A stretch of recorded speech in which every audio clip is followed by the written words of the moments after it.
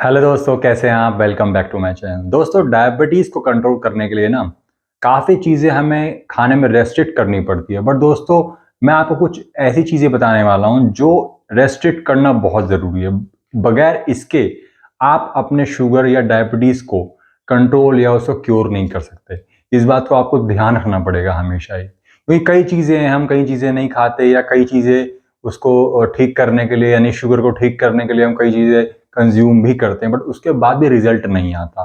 कभी आपने सोचा है कि कुछ चीज़ें आप शायद लगातार खा रहे हो जिसकी वजह से आपका शुगर कंट्रोल नहीं हो रहा। तो मैं आज आपको इस वीडियो में 4 ऐसी चीज़ें बताऊँगा, तो हो सकता है कि आप लगातार कंज्यूम कर रहे हो और आपका जो डायबिटीज़ है या शुगर है वो कंट्रोल में नहीं आ रहा है, ठीक नहीं हो पा रहा है। तो दोस्तों चलिए शुरू करते हैं। दोस्तों, पहले नंबर पे आता है रिफाइंड तेल। जी हाँ दोस्तों, रिफाइंड तेल के बारे में आज के दौर में सभी जानते हैं कि इसके कितने नुकसान हैं। दोस्तों, रिफाइंड तेल आपके शरीर में कैंसर कारक तो होता ही है, साथ साथ ये आपके घुटनों को भी खराब करने लगता है, ये आपके पाचन को भी खराब करने लगता है और ये आपको शुगर का मरीज बना देता है लंबे टाइम तक, क्योंकि रिफाइंड तेल में होता कुछ भी नहीं है। रिफाइंड तेल में होता कुछ भी नहीं है। हालांकि हमें तेल की जरूरत है, बट कौन सा तेल? वो है दोस्तों शुद्ध तेल, यानी कि डायरेक्ट कोल्हू से निकला हुआ या मशीन से निकला हुआ तेल, जिसमें कोई फिल्ट्रेशन का इस्तेमाल नहीं किया गया या कोई भी केमिकल फिल्टर का इस्तेमाल ना करके सिर्फ शुद्ध, जैसे आपने बीज डाला और उसका तेल निकल आया, वही तेल ही मान्य है, खाने लायक है, वही आपके शरीर के लिए स्वास्थ्यवर्धक है।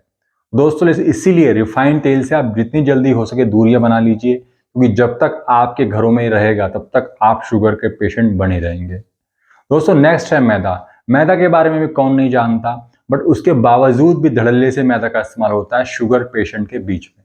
दोस्तों, वैसे तो मैदा आपको पता है गेहूं से बनता है, हालांकि गेहूं के नुकसान नहीं है मगर मैदा के नुकसान है। क्यों? क्योंकि वो बहुत ज़्यादा बारीक हो जाता है और सारा फाइबर कंटेंट निकल जाता है, और जो मैदा के फॉर्म में बचता है वो सिर्फ होता है एक वाइट पाउडर। और दोस्तों, उसके अंदर सिंपल कार्ब्स होते हैं और ये बहुत ज़्यादा, इसका जो ग्लाइसेमिक इंडेक्स है बहुत ज़्यादा होता है, जो शुगर पेशेंट के लिए बहुत ज़्यादा घातक होता है। इसे जितनी जल्दी हो सके आप मैदा से बनी चीज़ों का इस्तेमाल करना बंद कर दीजिए, जो खासकर शुगर के पेशेंट हैं। हालांकि शुगर के पेशेंट के अलावा भी किसी को भी मैदा का इस्तेमाल बिल्कुल भी नहीं करना चाहिए। दोस्तों, नेक्स्ट है सफ़ेद चावल। जी, अब चावलों को सफ़ेद करने के लिए तरह तरह के केमिकल भी इस्तेमाल किए जाते हैं। अब दोस्तों, चावल खाना कोई बुरी बात नहीं है, चावल आपको खाना चाहिए। इसमें अच्छी मात्रा में प्रोटीन भी होता है, यानी कुछ एमिनो एसिड्स भी होते हैं और कार्ब्स भी होते हैं और फैट भी होता है, या और कुछ तत्व भी होता है जो हमारे शरीर के लिए अच्छी चीज़ होती है। बट दोस्तों, चावल कौन सा चावल होना चाहिए? जो काला चावल होता है या जिसको हम बोलते हैं ब्राउन राइस। जी हाँ दोस्तों, जब वो खेतों से निकलता है दोस्तों, वो ऐसा ही होता है। उसके बाद इसकी वॉशिंग की जाती है, उसके बाद इसको व्हाइट बना बना दिया जाता है। दोस्तों, कोशिश यही करनी है आपको कि चावलों को आपको जैसा खेतों से आता है वैसा ही आपको इस्तेमाल करना है। अब दोस्तों, चावल बनाने का एक तरीका और है। कई लोग कुकर में चावल बनाते हैं और जो उसका पानी होता है वो उसी में ही पका देते हैं, बट दोस्तों आपको ऐसा बिल्कुल भी नहीं करना।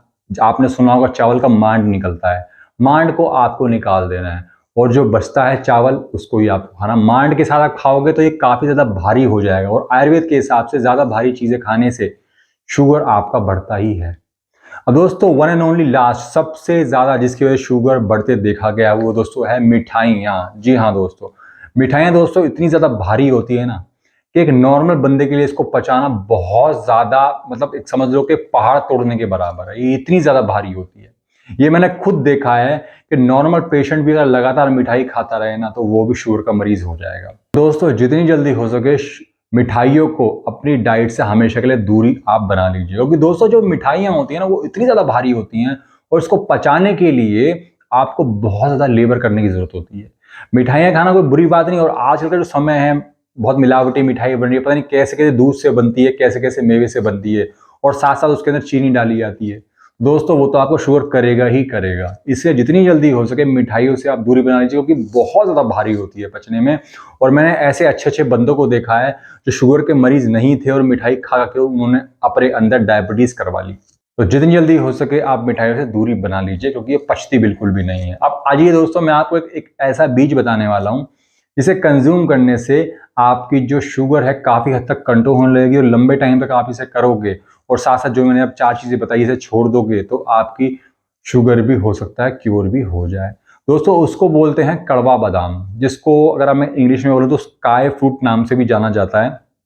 ये एक तरीके का बादाम टाइप होता है दिखने में, ब्राउन कलर का होता है, टैन कलर का होता है। मैं आपको फोटो यहाँ लगा दूंगा, आप देख लीजिए। तो इसके अंदर बीज निकलता है व्हाइट कलर का। इसको आपको कंज्यूम करना है, यानी इसे चबा चबा के आपको खाना है। उसके बाद ऊपर से थोड़ा सा पानी पी लेना है। दोस्तों उसका जो बीज होता है ना, वो बहुत ज़्यादा कड़वा होता है। इस बीज में अच्छी मात्रा में फ्लेवोनॉइड और एल्कनॉइड और सेपोनिन नाम के तत्व होते हैं, जो शुगर में बहुत हेल्पफुल होते हैं। और ये देखा गया है कि इसे कंज्यूम करने से शुगर काफ़ी हद तक कंट्रोल में पाया गया है। दोस्तों इसका जो बीज होता है ना, वो बहुत ज़्यादा कड़वा होता है। और आयुर्वेद में भी ये कहा गया है, जो मधुमेह का जो मरीज होता है उसको कड़वी चीज़ें कंज्यूम करनी चाहिए। वैसे तो कड़वी चीज़ें बहुत हैं, बट इसका रिजल्ट काफ़ी अच्छा देखा गया है। तो जो शुगर के मरीज है, इसे आराम से मंगवा सकते हैं, या किसी जड़ी बूटियों की दुकान से मिल सकता है, या ऑनलाइन भी आप इसको ऑर्डर कर सकते हैं। इसको बोलते हैं कड़वा बादाम। मैंने जैसे पहले आपको बोला, मैं फोटो लगा दूंगा, आपको देखा के समझ में आ जाएगा। इस बात का ध्यान रखिएगा कि आपको साबुत कंज्यूम नहीं करना। मैंने कई लोगों को देखा है कि पानी में डाल करके इसको भिगा देते हैं, उसका पानी पीते हैं। कोई फायदा नहीं होता है। इसको फोड़ करके इसके जैसे बीज निकलेगा, उसे ही आपको खाली पेट सुबह कंज्यूम करना है, और 1 घंटे तक कुछ भी नहीं खाना है। इस बात का ध्यान रखिएगा कि 200 से ज़्यादा जिनकी शुगर रहती है, वो एक ही बीज खाएं। ऐसा ना हो कि आपने बीज खा लिया, जल्दी जल्दी शुगर कम करना चाहने के चक्कर में ज़्यादा बीज खा लिया, और उसके बाद शुगर ढले से डाउन हो गई, तो हाइपोग्लाइसेमिया की आपको प्रॉब्लम भी हो सकती है। तो आप ऐसा बिल्कुल भी नहीं करना। स्लो बाय स्लो चलना है आपको, 1 to 1 स्टेप रखने हैं, ज़्यादा उड़ना नहीं है। तो एक बार में एक ही बीज खाइएगा। हाँ, जिनकी शुगर 400-500 है, तो वो एक बार में 2 बीज भी खा सकते हैं। अच्छे से चबाना है, फिर पानी पी लेना है। तो दोस्तों वीडियो कैसी लगी कमेंट बॉक्स में जरूर बताइएगा, और ऐसी हेल्थ से जुड़ी वीडियोस मैं आपके सामने हमेशा लेकर के आता रहूंगा। तब तक दोस्तों चलता हूँ। जय हिंद।